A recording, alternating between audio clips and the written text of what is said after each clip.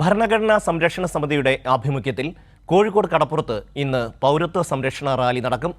വൈകിട്ട് 7 മണിക്ക് മുഖ്യമന്ത്രി പിണറായി വിജയൻ റാലി ഉദ്ഘാടനം ചെയ്യും. രാജ്യത്ത് വളർന്നുവരുന്ന CAA വിരുദ്ധ പ്രക്ഷോഭങ്ങൾക്ക് കരുത്തു പകരുന്ന ബഹുജന മുന്നേറ്റമായി പൗരത്വ സംരക്ഷണ റാലിയെ മാറ്റാനുള്ള ശ്രമത്തിലാണ് സംഘാടകർ.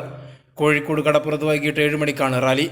മുഖ്യമന്ത്രി പിണറായി വിജയൻ ഉദ്ഘാടനം ചെയ്യുന്ന റാലിയിൽ എളമരം കരീം MP അധ്യക്ഷനാവും.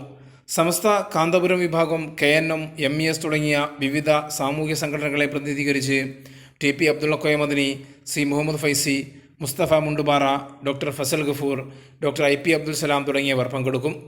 ഭരണഘടനാ സംരക്ഷണ സമിതി കൺവീനർ KT കുഞ്ഞിക്കണ്ണൻ ഇത് നടപ്പാക്കാൻ അനുവദിക്കില്ല എന്ന കേരള സർക്കാരിൻ്റെ നിലപാടിന് പിന്തുണ അറിയിച്ചുകൊണ്ടാണ് വിവിധ സാമൂഹ്യധാരകളിൽപ്പെട്ട പണ്ഡിതന്മാർ, സംഘടനാ പ്രതിനിധികൾ, അതേപോലെ തന്നെ സാമൂഹ്യ സാംസ്കാരിക രംഗത്തുള്ള പ്രമുഖർ ഇവരെയെല്ലാം പങ്കെടുപ്പിച്ചുകൊണ്ടുള്ള ഒരു റാലിയാണ്.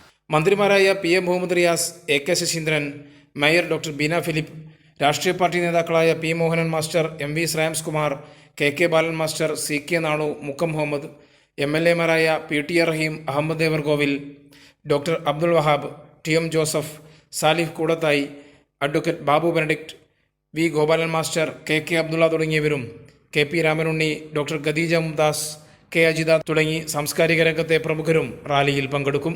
കൈരളി ന്യൂസ്, കോഴിക്കോട്.